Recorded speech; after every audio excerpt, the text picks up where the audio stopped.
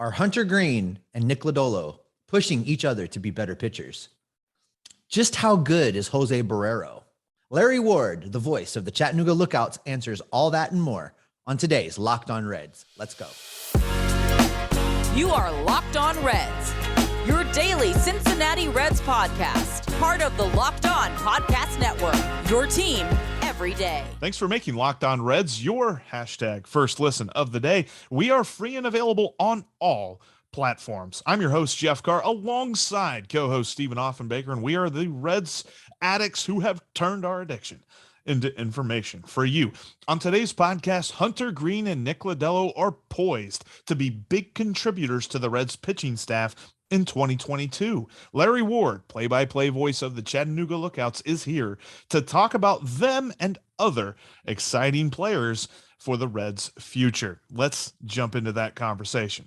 All right, for today's Locked On Reds, we are privileged and very honored to be joined by the voice of the Chattanooga Lookouts. He is Larry Ward. He's been calling lookout games for quite a few years. Larry, thank you so much for joining us today. And how is everything going for you this offseason? Well, let's see. I put up a new greenhouse, lots of plants in it. I have the sun lamp on. We've gotten to travel a little bit, a little bit more this year than last. I fed the bird feeders yesterday, so I won't get interrupted today. And you can't put the water in the watering thing for the birds because it just freezes over at night. So other than that, things have gone well, as a matter of fact. It's in the winter time. I have been involved for almost 2.5 decades with the University of Tennessee Chattanooga women's basketball team. Oh, nice. I put them on the air many, many years ago, kind of stepped aside for a while and then came back in 2001. And it's been fun. So my hobby continues in the winter as well as in the spring and summer and early fall. And I call it my hobby. I can't call it work. I tried that one time and somebody said, "You don't work for a living. What are you talking about? You go to ball games." And they're right. That's exactly what I do, is go to baseball games or go to ball games. And we celebrated 50 years this last year of being in broadcasting, which is kind of neat. 40 of it, most of it has been in baseball in one form or another. But it's fun to dabble a little bit. I'm not a very good basketball announcer. 24 years later, I'm still doing UTC. So apparently I have something on somebody and I don't know it. So I don't. It sounds like you might have a knack for the thing. I fell into broadcasting really by accident. I was in the, after I came off the ranch, went to a community college, blah, blah, blah. So long story short, I was in the shoe business. I was managing a shoe store. A friend of mine who called on me to sell advertising was leaving town. He was going to Portland, Oregon. And he said, "Hey, the manager of the station wants you to come by and talk to him about working at the radio station, daytime radio station in Dallas, Oregon." And next thing I know, there I was. And from there to McMinnville to Tucson to Jacksonville and all stops in between, I guess. Chattanooga has been like going home to Eastern Oregon, quite frankly. But it's been a great ride. We talk about the Lookouts and somebody said, or somebody wrote, I know it was Ben, what's his name at MILB when we interviewed last summer. He wrote a column about me, and he wrote he's announced in 5 decades, not 5 decades solid, but in 5 decades for the Lookouts. And actually, I started thinking about it. It's 6 different decades. It's not 5 different. It's 6. Wow. He forgot the teens in the 2000 part, I guess. I don't know. So I went back and added it up, and I went, yeah, let's see, it is 6 decades. So, I'm old and I know it, and it's fine. I'm enjoying myself. Well, let's talk a little bit about the things you've seen along the way, and we'll just dive right into some Lookouts talk. Okay. Last season there was a tremendous amount of quality baseball players that spent some time in Chattanooga, and when you look back on last season, of those guys, who's the first player that comes to mind for you that you got to see last season that made an impression on you? Well, and it's weird because last season I had very little contact with the players, very short contact with the staff because of the protocol. So I'm sitting and watching guys that I have done this for years, players that you're never going to see in the big leagues. That's the first thing. If you're a minor league person, that's the first, and especially a broadcast, that's the first thing that goes into your brain. You're going, these guys, most of these guys will never make it to the big leagues. Some of them will barely get out of AA ball, but that's okay. They're pursuing their passion and their desire. So quite frankly, I had very little personal contact. Jeff and I have both had the good fortune of sitting down and talking with Chattanooga pitching coach Rob Wooten on several occasions. Rob is a former lookout. Yeah. And we got to talk about some of the pitchers he had the good fortune of working with last year. So let's start there, because a couple of those guys are really being hyped right now as potential members of the 2022 Cincinnati Reds. So let's start with Mr. Hunter Greene and his 100-mile-an-hour fastball. Tell us a little bit about what you saw out of Hunter during his time in Chattanooga. I took my breath away when he threw 3 straight over 100 miles an hour that first start. I went, whoa, this guy is the real deal. The biggest thing, and as close as I could get to Hunter, but the biggest thing in talking with Ricky Gutierrez, his manager, and Rob, is that this kid is bent on doing one thing, and that's doing what he can to whatever hitter comes to the plate to get him out. And if it's 108 miles an hour, fine. But you can throw a 90-mile-an-hour changeup and make him swing through the dust. That's even better. But this is a guy, thank goodness they didn't push him too fast. They found out when he went to the big leagues, he still needed seasoning. But then there's very few players over the decades that you can count that went straight from a low A or a double A, sometimes even triple A, who go to the big leagues and never come back. They're very rare, to be honest with you. They need major league seasoning. They need to play in a bigger stadium where there's 40,000 people. They need that pressure and learn how to handle it. There's very few of them that can do that right out of the chute. And I think, quite frankly, today's player is less likely to have an opportunity, less likely to have a stick-to-itiveness, and has to come back for maybe a tune-up. If he keeps pitching, he'll be like Ferguson Jenkins, another former lookout who's in the Hall of Fame because he's that good. I didn't have it. Like I said, I don't know his personality. I think he's a quiet kind of kid. Ricky told me he's kind of quiet, but he's bent on doing one thing, and that's succeeding at the game of baseball. Coming up, we'll have some more great discussion about some Cincinnati Reds prospects from voice of Chattanooga Lookouts, Larry Ward's perspective. But before we get to that, I want to talk to you for just a minute about Built Bar. We've spent a lot of time talking about Built Bar here on the podcast, and it's not just because we've got to put an ad in. We really believe in this product. Jeff and I both use this to help us meet our New Year's resolutions, which is to get into a little bit better shape. I have a stash of Built Bar in my locker at work. They help me get through those urges to cheat on my new diet. And they're just really great protein-packed, healthy snacks to help you be successful in the goals that you've set for yourself. A Built Bar is only about 130 calories. They only have 4 grams of sugar, 4 net carbs if you're a keto person trying to watch how many carbs you take in, but 17 to 18 grams of protein in each and every one. And to help you get started in your new healthy journey, Built Bar is going to give you a 15% discount over at built.com simply by using the Locked15 promo code. That's right. You just type in Locked15 at your checkout, and they're going to take 15% off your purchase. There's so many great flavors over there. My personal favorite is the cherries Barcia. They come out with new stuff all the time. During the holidays, they had an eggnog flavor that I've still got a few left of that I'm trying to stretch out for as long as possible. They have that and so much more, not only in the flavors of the Built Bars, but so many different products. I know Jeff's addicted to their puffs. He literally will drool on camera when he starts talking about those puffs. So head over to built.com, use the promo code LOCKED15 to save yourself 15% as you start your new healthy journey to a better lifestyle and a better you.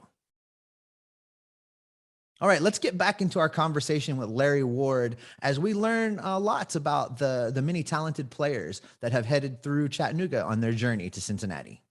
That's a good way to be. And I mean, you kind of mentioned the guys that make that big jump and don't have to return. And the only guy I'm really thinking of is Luis Castillo, kind of made that jump, but they can't all be Luis Castillo. No, they can't. I'm telling you. I mean, that guy just exudes success. Mm-hmm. That's the way he is, you know. And we've had some of those over the course of the years that ended up playing. I mean, I remember Trevor Hoffman, when he first came along. Jim Tracy was our manager at the time, late 89, 90, maybe 1990 when he came along. And originally an infielder, played a little outfield even, originally an infielder. And then they moved him to the bullpen, or got him going in the bullpen. And I never understood this. Then after he got into the bullpen and showed what he could do, they traded him. Why?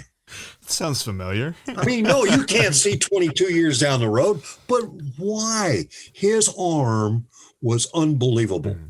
His presence on the mound, unbelievable. I mean, he just, you if you were a hitter trying to face him, I can't imagine what you thought you could do to get away with it, getting a hit, because they came very, very rare.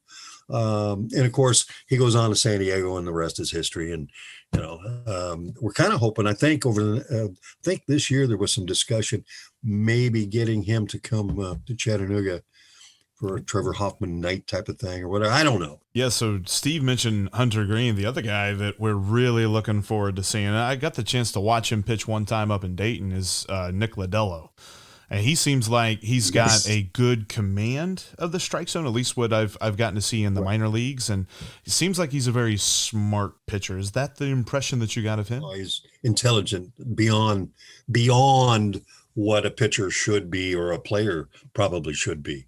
He gets it. And quite frankly, watching the two of them when the season first started, my comment, not on the air, but my comment to myself and to a couple other people was, Lodello is going to have the quicker success than Hunter. Mm-hmm. They're both going to be successful. Let them do their thing. Keep them healthy. They need to work on being healthy. They need to work on being in shape. But let them do their thing, and don't rock the boat and get rid of them. Right. Don't trade a Hunter Greene for 3 players that might help you win the pennant, but you just lost a pitcher who's going to be in the Hall of Fame. Mm. Don't do that. You can't do that anymore. Players want money to play. They should get money to play. I don't know that they need $10 million a year with a 30-year contract to play, but I don't understand that. Play him, but take care of him. I think that's the key. And I think that's what the Reds, as they have evolved, have gotten better at, quite frankly. And, we had the Reds, I had them for 21 years, consecutive years. Then they left. We had the Dodgers for 4 years. They left. Then we had the Twins. And the Twins, we won 2 championships with the Twins. We won 1 championship with the Reds. And in between, we were has-beens, or was going to be, or almost were. And so a lot of players came and gone in all those times, and many good players. But doggone it, settle this thing and get busy. Get busy working with guys that can show you and do the things that they can do and the best that they can do them in. To me, that comes from, I guess, 74 years of being on this planet, and a lot of wise advice from my father, who didn't understand why I was in radio to begin with, or baseball, until, and I'll get to that story a little bit later on if you want, but because it's a great story. And if I can hold it together to tell it is even better. So it has to do with Joe DiMaggio and other stuff. Yeah. So anyway, players.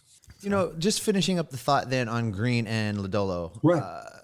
Having two quote unquote studs at the same time like that, did you see any, or do you believe that having those guys coming up together right now, are they pushing each other, or is there any friendly competition you think between those two guys to get to the big leagues and have success? It's just rare to see two stud young starting pitchers come up together like that. Well, and I think that adage, if you will, that's kind of gone by the wayside. It's kind of gone out the door. The personalities now are, I'm Nick Lodolo, and I want to get to the big leagues. Hunter Reed is a teammate, or maybe will be a teammate, but I can't worry what he has to do to get there. I can only concentrate on what I need to do to get there. Are they pushing each other? I don't think so. When one has success and the other one has success, well, who are they pushing? They're pushing the Reds to get them up to the big league level and let them push the opposition around. That's what both of them will probably, I think, are intended on doing. Why not? That's definitely what we're hoping for. We got a little bit more prospect talk coming up. But first, I want to tell you about betonline.ag. You know about sports. I know about sports. It's time to make some cash off that knowledge of sports. And you can do that at betonline.ag. It's the only online sportsbook that I trust, and you should too. You can start your profile today and start your bankroll off on the positive side of things with the promo code Locked On. You'll get a 50% welcome bonus just for typing that in. And look at that. Your bankroll's on the up and up before you even place a bet. And then you can jump in on all the great action for the championship weekend. AFC and NFC championships. And oh, look at that. The Bengals are still in it. Oh, yeah. If you like that Bengals line, currently at +7, I'm not sure where it's at right now, but I'm interested in that. Jump all over that at betonline.ag. You can also check out lines on the NBA, college basketball, the NHL, UFC, boxing, and more. Plus, your Vegas casino games are all there at betonline.ag. Again, go there today. Set up your profile with the promo code Locked On to get that 50% welcome bonus. betonline.ag is where the game starts. All right, back to our conversation with Larry Ward. And it's interesting because you mentioned this a moment ago, and I kind of want to follow up with you because you have an interesting perspective when it comes to teams trading away prospects. We as fans always talk about, like, oh, well, we think of them as a list of prospects that the Reds can offer up to get a legitimate big leaguer or something like that. Right. From your perspective, whenever a team trades a prospect, what do you think of that whole kind of scenario? Well, it depends on how long I've seen the prospect. If a guy comes along and he's got a pedigree a mile long when he gets here, I think a team to give up on him or to trade him just for the want to or the maybe, two players that can help you win a pennant, or you can put him into a situation. I think your loyalty to that player is given in return. And over the years, teams, not just the Reds, but teams in general, have taken a player and, oh, this guy's a hot prospect, blah, blah, blah. And about 2/3 of the way through the season or the trading time, they get rid of him. Okay. And then either that discourages him or he goes, wait a minute. The next time I face that organization, I'm going to kick their behind because they got rid of me. For what reason did you get rid of me? I want to be here and you want me to go there. Mm-hmm. So I think the vendetta, I guess, adage comes to mind. And I think players want to play. They want to be paid a decent salary, but they want to play. Mm. And if you'll let them play, they will play for you and bring you a championship if you let them play. But if you keep jerking them around, and it doesn't matter which organization. I don't think the Reds do that as much as they used to. But if you keep jerking them around, sooner or later they're going to go, okay, I want $10 million a year for the next 30 years. Otherwise, you can just, take it away and I'll be a millionaire somewhere else. I mean, after a while, you just get discouraged of being bounced around. No, don't bounce them around. Take care of them. And if they're legitimately not going to get past AA baseball, that player should know that. Mm. Now, I've seen a player been told that before, and the next thing you know, he's playing in the big leagues. Maybe not necessarily for the Reds or for that team, but I've seen it in other organizations because he has more want-to than you thought he had. Mm. He may not have the talent you would judge him to have, but he has the want-to. It's in here. You either want it or you don't. And if you do, you're going to get there. Let's spin through just one or two more players, sure, and then we'll get into some Chattanooga things. But another guy that came through Chattanooga that now is in Cincinnati and looks to be in the conversation to be a starter is shortstop Jose Barrero. I believe it was Jose Garcia at the time. Right. Name change has happened since then. But if you want to talk to us for just a few minutes about Jose and what you saw when he was hitting in Chattanooga. He hitting, fielding, running, throwing. It doesn't matter. The guy could be an all-star, I think. There's another guy who's went through some personal things, even during the course of the year, who has the want to. But, it's like anybody else. You got somebody's got to nudge the door open a little bit, then you can kick it open the rest of the way. And I think Jose, from the best of my knowledge and in talking with Ricky, he's a very sound young man. He's had some tragedy in his life, in his young life, but he's bounced back. What happened to him over the course of the summer was devastating. There is no doubt. And you could tell by putting his name back to where he wanted it, in honoring his mother, that this is a solid human being, a solid guy who wants to succeed for whatever organization he's going to be playing for. Yeah, I think he's absolutely the opening day shortstop and a guy that I absolutely want to see a whole lot more of. Yeah. And there's one other guy, and I'm very interested in him, and we only saw him for a brief moment at the end of the season in a Reds uniform, but I was excited the little bit that I did get to watch him. You got to watch him a lot more, and that's Dauri Moreta, the relief pitcher that he's got a very electric-looking fastball. Looks like he has a decent secondary pitch as well, but I just want to understand a little bit more about him because I only got to watch him for, I think, about 3 or 4 games. And to say that you know anything about a player after only seeing him 3 or 4 games is kind of foolish. I think he's got some polishing to be done. Mm-hmm. The biggest thing I think for a relief pitcher is to make sure you know all the scenarios about the 3 guys you're going to face, or the 1 guy you're going to face, to save a game, get out of the game, continue the game with the lead. But to me, there's still some maturity left to do, and he'll get it done. It may happen in spring training this year, if they ever get to spring training. Yeah. And that's another subject. But anyway, the minor leaguers will get to spring training. We already know that. So, so I think that's pretty much it. I don't think there isn't anything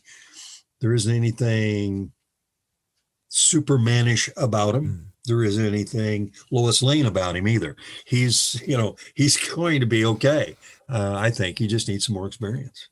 Well, that's going to wrap up today's edition of Locked On Reds. Coming up on the next podcast, we will continue our talk with Larry Ward, where he'll pull back the curtain on a couple of stories, including the Lookouts being on the chopping block and Joe DiMaggio.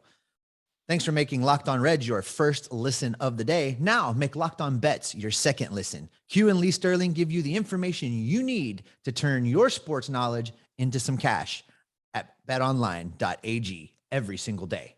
Locked On Bets, just like Locked On Reds, is free and available on all platforms. It might be the offseason, Jeff, and we might be locked out. But what are we? We are Locked On Reds every single day.